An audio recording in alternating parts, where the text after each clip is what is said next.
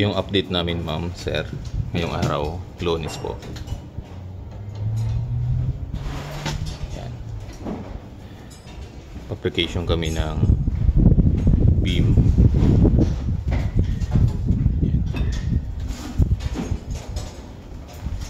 Ito po, 16mm, 4 na 16, tapos 12mm.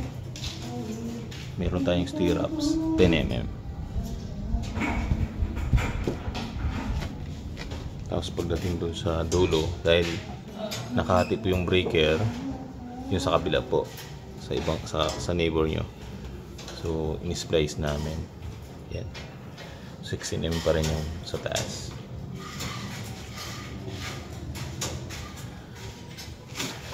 Tapos yan. Yung sa bawat dulo po, nakahook siya.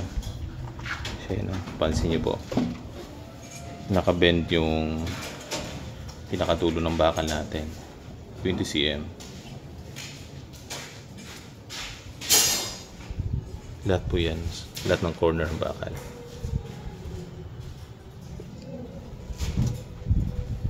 Tsaka dito, yan, yung dating existing na beam. Kumuha tayo ng nalabas natin yung mga bakal. Maghuhook tayo dyan, kakapit tayo dito sa ating bagong biga. Dito, ito yung sa inside natin na biga. Dinoble natin yung bakal dito. Yan, papansin nyo po, doble po siya. Yan, hanggang sa baba.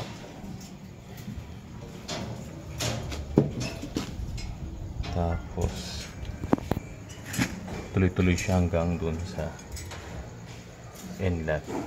Tinagos natin siya sa poste. Tapos yung dito, nakapatong siya sa dating beam. Yan. Repeat mo na yung tubo. Maliit. Pera mo na. Yan.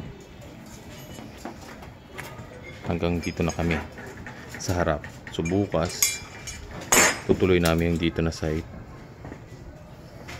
tsaka yung dito, yung pa-cross sa kabila.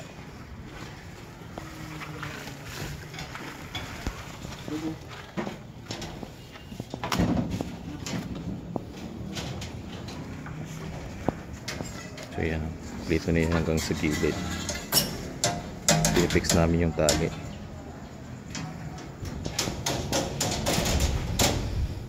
Dito pala, ma'am, sir, binuwala na rin namin yung, tinanggalan namin yung bintana sa baba. Yan. Tapos sinukat na namin yung tinira naming dating wall para sa gagawin nating bar counter. Sukat na po yan. Tinanggal na rin namin yung pinto. Ayan. Wala na tayong demolition after ng pagbuhos. Ayan.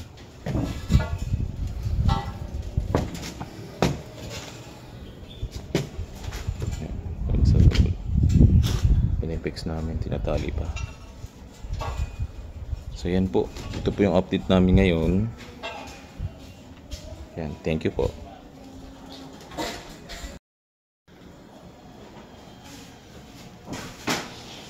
Yan. Ito po, ma'am, sir, yung update namin ngayon. Yan.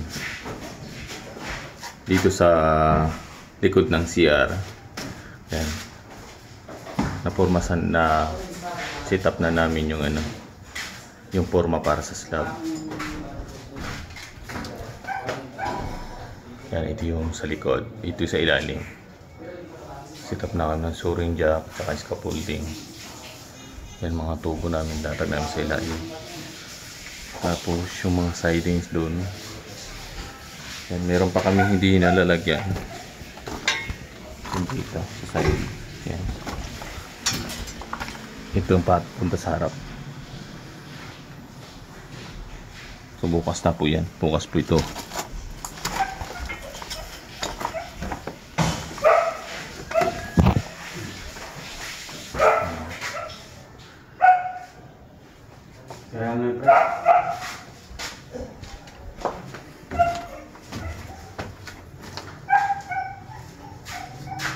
Yan. Ito yung sa ilalim. Ito yung beam natin. Tsaka yung pa-cross na beam, cross beam. Tapos bibidyo ko yung sa harap, sa taas, sa floor. Yan, ito yung sa latag natin. Latag na pumorma. So, pwede na siyang apakan dito. So, ito pa. So, bukas, mabubuo na tong forma na to. So, yan po. Ito po yung update namin ngayong araw. Thank you po.